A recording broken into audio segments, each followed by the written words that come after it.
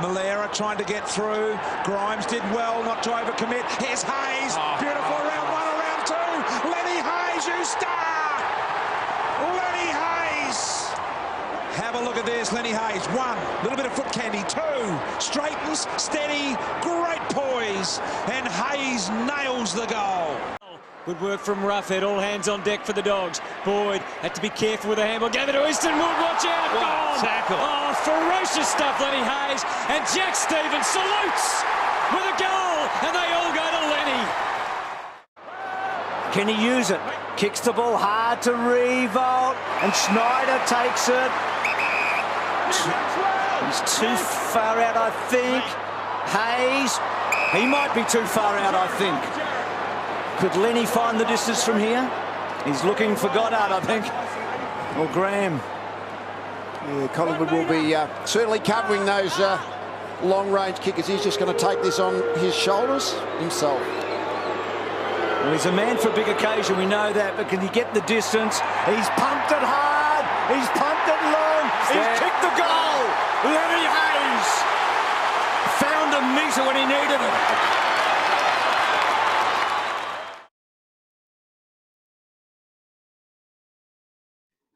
Well, it is our pleasure this week. We were lucky enough to have this chat lined up a week or so ago, and then obviously with the news of the last few days, it's rather timely and certainly rather deserved. One of the all-time greats of the club, 297 games, 3 best and fairest, 4-time All Australian, and unfortunately the only St Kilda player ever to win a Norm Smith medal. I'm sure a lot of us wish that was a little bit different, but he does have that honour around his neck from the 2010 drawn grand final. I speak of Lenny Hayes. Lenny, congratulations, and thanks for joining us. No, thanks for having me on. So I guess going back to where it all began, because you would have thought a lot about that this week, I'm sure, when we reflect on the journey. You were a young kid from north of the border who arrived at Moorabbin and was playing games at Waverley. I guess we've got to go back that far under Tim Watson. Can you take us through, I guess, those formative years that led you to Moorabbin and those first impressions?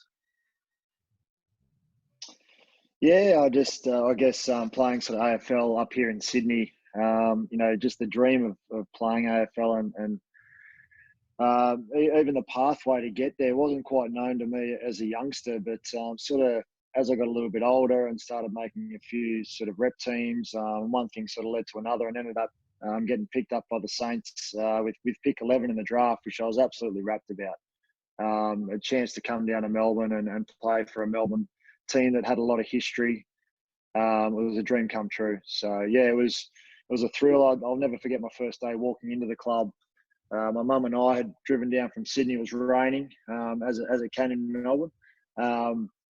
And the first person I saw as I walked into the club was Jason Cripps, pumping out about 130 kilos on the bench press. So I immediately thought I'm in the wrong place here. But yeah, just those early years were unbelievable. So many just legends of the game at the club. To walk in there as an 18-year-old was it was unbelievable. Lenny, did you cop any shit from mates growing up when you were playing the aerial ping pong back in the day? Oh, I certainly did. Yeah, absolutely. Like almost daily, really, at school, because there's only sort of 2 other guys at the school who played AFL. So it was just, that was a game that grown men wore tight shorts in, and but I used to go back to them. Well, at least I don't sniff bums for a living. So. As most rugby players do. So, but there was always a bit of banter. But it's funny now, like AFL's, it's become really popular here in Sydney, which is great.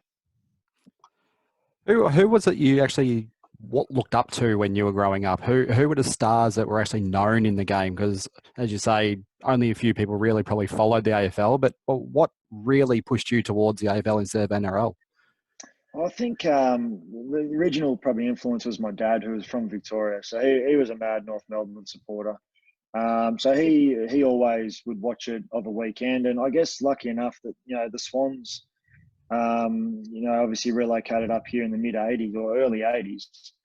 That coincided with sort of my childhood. So we'd go every week. And I think once I went to a few games and joined up at Pennant Hills Junior Footy Club, I was hooked, so early sort of heroes were, the Swans teams of the of the 80s, late 80s with, Gerard Healy, Greg Williams, Warwick Kappa, the wizard back in the day. And sort of as I got older, guys like Robert Harvey, Shane Crawford, those elite midfielders were guys that I really looked up to. Obviously, certain things you can teach, certain things you can't teach. So you were the game's most prolific tackler up until I think Matty Prittis might have rolled just past that slightly in numbers. But you can teach people how to kick. You can teach people how to run, how to tackle, how to jump. You probably can't teach appetite, hunger, ferocity. You were noted as just about the best we've ever seen at that constant tenacity. Stephen Baker referenced it during the week that it's 100 points up, 100 points down with a minute to go. You're still banging in. Can you pinpoint where you developed that? Has it always sort of been inside you that's sort of made you that, I guess, warrior type player, if you will? I think I was pretty competitive as a youngster. Mum used to tell the story that we'd be playing Monopoly and I'd always change sides to whoever had the most hotels and motels because I hated losing. But I think also, I reckon Grant Thomas had a fair bit to do with it. Our mantra when he came on board was 100% effort, 100% of the time, and being mentally and physically really tough. So I think I definitely probably had it in me, but I thought Grant brought out the best of that in me and a lot of other guys as well. Lenny, how do you feel about the comparisons? For a long time during your career, you were compared with Jude Bolton, who obviously went a couple of picks earlier and was a Saints fan growing up. You went pick 11 to St Kilda as the Swans fan. How did you deal with that at the time? Because for a while there, Jude was, I guess, the more accomplished player earlier in careers. But how did you kind of deal with those kind of constant comparisons through the career? Yeah, it's a funny one. I've sort of made contact with Jude over the last couple of days. He obviously still lives here in Sydney, so we bump into each other every now and again. And our careers have sort of been intertwined almost the whole way throughout. We even played under-18s TAC Cup against each other. He played for the Calder Cannons, and he was someone I just always admired. He was the gun on baller from Victoria, and then had an unbelievable career at the Swans. And it was just funny. Yeah, he bagged for the Saints. I was a Swans man. We ended up playing a similar position. Probably played a similar style. And just admired, his longevity. He never got injured. For a guy that it always baffled me how he could look so pretty too, the way he played the game. But yeah, just had the ultimate respect for him. So I guess those comparisons at times probably did drive me as well. There's no doubt. There's a little bit of competition between draftees who go in the draft and who gets games earlier and who can be the first one to 50 or 100 games. So I reckon that probably drove both of us throughout periods of our careers. Now, speaking of tackles and the like sort of thing, going back to basically your first game, obviously it's something that's been talked about a lot. Truthfully, how much do you remember of what actually happened right at that moment? We do know you got straight back up, but how long did it actually take to sink in? But this is the big time. Oh yeah, I think I said to someone earlier, I was never hit that hard for the rest of my career. So, and it was just a totally legal hit. I think he actually might have even got reported for it, but it was a clean hit straight up the middle. So I wasn't actually concussed. I just couldn't breathe. Like he knocked the bejesus out of me. So. I think from that moment, I always used to think that I had a pretty good sidestep, but I reckon I probably made sure I was even better the next time we played North Melbourne. But yeah, it's probably one of those moments, the welcome to the big league, just your classic, 18-year-old versus seasoned veteran. And I guess I thought after I got up and could sort of keep playing that I'm probably not going to get hit any harder than that. So it was almost like build a little bit of confidence too that, whilst it was going to take me a little while till I could throw my weight around, at least I knew I could sort of cop it and get back up. What's your thoughts on some of the coaches you've had during your career? Obviously, you arrived just after a coaching change. Dan Ells had been moved on. Tim Watson just took over. He was gone probably 18 months into your journey as a player. Malcolm Blight came and went within a season, and then obviously Grant Thomas and Ross Lyon during a very stable and ultimately fairly successful period for the Saints. So I guess... But you as a young player, impressions on Tim and then Malcolm, and then I guess how the club gradually grew under the next two coaches.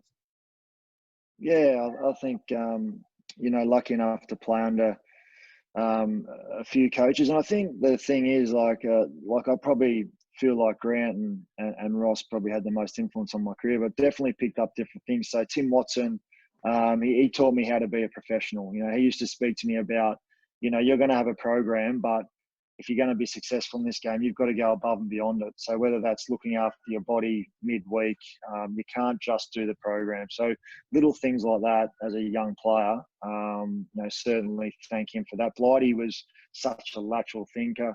You know, just, you know, I'd obviously only my third year when we had him, but just had the utmost respect for what he'd done in the game. And some of his ideas on the game were just brilliant, very left field.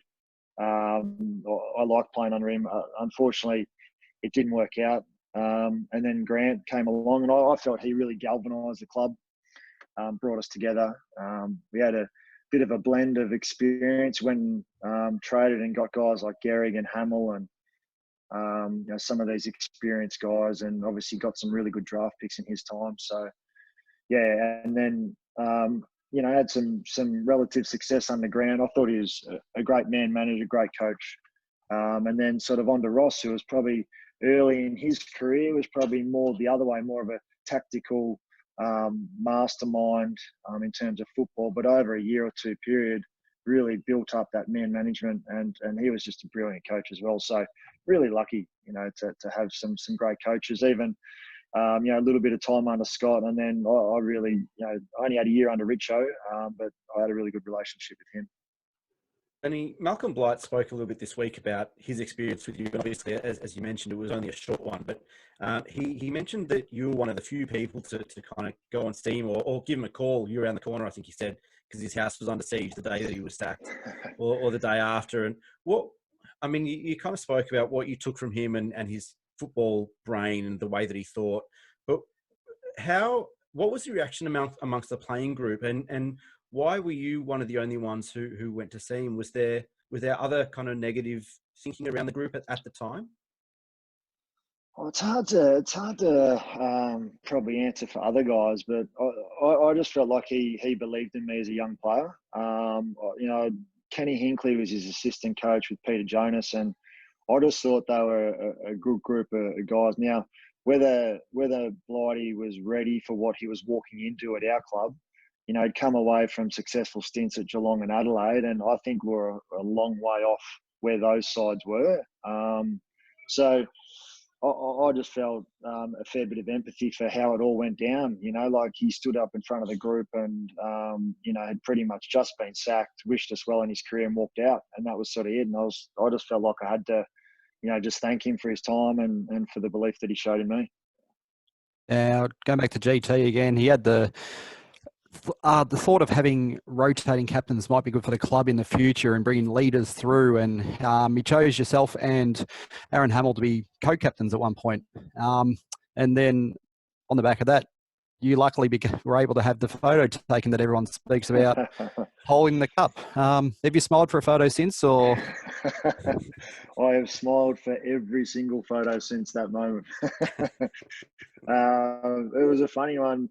I get asked about that a bit actually, and yeah, we did have the rotating policy, and talking to actually Nick Rewald about this the other night. But in that pre-season, we set out to win that comp, so that's pretty rare, like for a pre-season comp. But Tomo was like, "No, we're going to win this. We haven't got a winning culture in this football club at the moment, so we're going to win every game that we play." And we were lucky enough to do that. The 4 teams that we played, we actually played them in reverse order at the start of the season. Yeah. And so when we'd won the game, I think Tomo and I from memory, I reckon we hadn't had a beer that whole month because you know, we're pretty keen on winning. I think Tomo could maybe sense a little bit of, you know, a bit of a pressure release, and, you know, could probably sense in the boys that we're ready to cut loose a little bit. And just before we got up there, I think there's a bit of mucking around. He came over and said, "Look, I reckon we just need to keep a lid on this. We've got Geelong in 2 weeks. Let's not give them any ammo." We obviously had a good rivalry with Geelong back then. And as I said the other night, I think I'd probably just taken that way too literally. I couldn't crack it for half a smile. So I copped a bit of shit over that one. So obviously the 2009 and 2010 teams so perilously close. It's the lasting memory, I think, for a lot of people. Obviously over that era might be the disappointment at the end, but it was such a wonderful journey. Could you sort of take us through, I guess, the key to how strong those sides were, and whether, as somebody who was so brave for the club during that period and so good for the club in those grand finals, what is your lasting memory of that period? Is it the camaraderie and the success, or does the mind occasionally go back to maybe those 10 or 15 minutes after the final siren?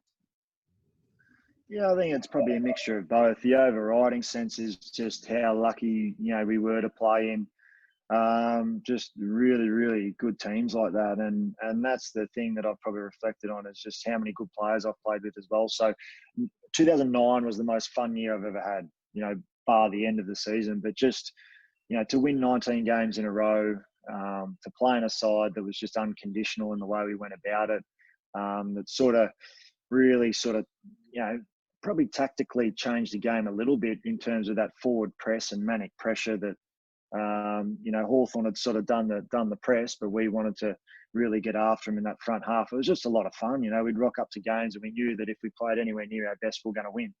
And that's it's pretty rare to have that at AFL level. So, just obviously the end was disappointing. The couple of games, I think we only lost, 3 games for that season, and one of them was on the last Saturday in September, which, still hurts, no doubt, because it hurts because, we would have loved nothing more than the St Kilda faithful to be able to celebrate our second premiership. But also as a player, you would have liked some of those, guys that sometimes didn't get the recognition that say myself or Nick or Dal or BJ got, guys like, Stephen Baker or Jason Blake, unfortunately Max didn't play in that game, but a guy like Max Hudson in his last year would have been unbelievable if he could have played in a premiership together. So, yeah, it was a little bit bittersweet. It was a great year. It just didn't finish the way we wanted it to.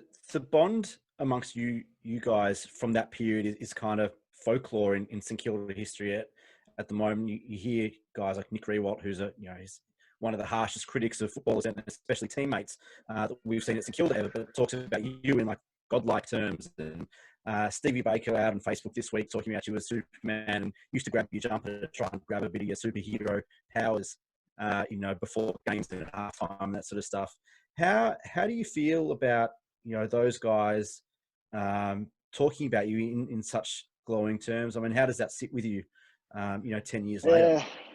Oh, it doesn't sit all that comfortably with me. I really appreciate the words. But I never saw myself like that. I was just one of the guys who was just trying to, it's a bit cliche, but just play their role. I never saw myself as anyone, above anyone. Or I think the beauty of our group was that we're all very tight knit, and I think you have to trace that back to Tomo. Tomo was the one that would always get us around to his place after games in pre-season. We're always doing stuff together. He was really big on, I don't know how many steaks that man cooked, but he would have us over all the time, and we just remained close. Even back then, we used to speak about taking less in our contracts, to try and keep everyone together, because we knew that if we could do that, we were a chance of having success. So I think it was built off that, and just the mutual respect, I guess, grows when you go through some of those good times, and also some of those times are a little bit tougher as well. I think GT was used to cooking about 30 steaks a feed in his family anyway, wasn't he? So, exactly right. Basically, a couple of things that held you back in your career. You had a couple of knee injuries that came up at 2006 first one, 2011 again against Tigers. How did you get through those times where you're going, okay, I know I'm going to be out for an extended period of time here? What was your mindset in those situations? Yeah, it was tough. I think, they were definitely some of the tougher times. I think, I've always had pretty good support. Early in my career, that first knee, I actually went overseas with my brother for a couple of week period in the middle of my rehab there, which was great. Because when I left home, my brother was 11. So I think at the time he would have been about 21. So it was that was really good. And then I think for the second knee, I was just about to get married, so I had great support around me with my future wife there. And just you really rely on the support of your teammates, and you just throw yourself into your rehab as well. So sort of like anything, you just try and remain focused on those small goals, and then eventually be able to get back and get out there with the guys again. Final one from me, and we certainly appreciate your time. Looking at your career as a whole, one thing that always comes up, we get polls in papers and internet and radio, and they say, who's your favourite opposition player if they don't barrack for the Saints? And you win nearly every one of those. You're obviously adored and admired by St Kilda supporters, but are you proud of that almost more than anything, that you've sort of crossed over as people who love the game, appreciate the way you played, and you've got that admiration from everybody in football, not just the supporters of your own club? I guess there's something that maybe in the way that I played that they could either identify with or respected. I tend to think it's because there's maybe traits that I had that maybe every park footballer had. I wasn't quick. I never took a spec in my life. I probably couldn't kick over 45. Most times I kicked the footy. And then I try to, I guess, play in a hard but sort of fair manner. I probably maybe blurred the lines a few times. I still got suspended a few times, but people seem to forget about that. They still think I'm a good bloke. But, it's just one of those things that I guess you don't really have any control over it. But, I've always had pretty good support. And I guess, you're right. I guess upon reflection, pretty proud of that. Lenny, I don't think there's been a more apt kind of semi-marketing campaign than your farewell tour and the I Love Lenny hashtag and the boys famously at the press conference wearing the t-shirts. You didn't look all happy with it. What's the story around there?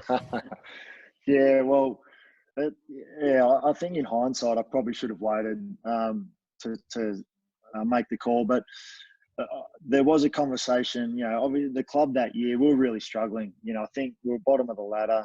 There was 7 or 8 rounds to go. I knew in my head early in the season that I wasn't going to play on, and sort of spoke to Richo, and I'm like, mate, I think I need to make this call. Just take a little bit of pressure off people asking me all the time, and just want to enjoy the last few weeks of my career. And he was all for it. Then the club sort of said, oh look, what do you? I said, look, if you can see, we can market a little bit, or if the club can make a little bit of money in the last couple of weeks of the season, then go for it, sort of thing. So I didn't quite know what they had in store, and when they've all the boys walked out with the shirts on, I was taken a little bit back. I think to make matters worse, the boys knew how much I hated it, so they kept running with it. Well, speak of.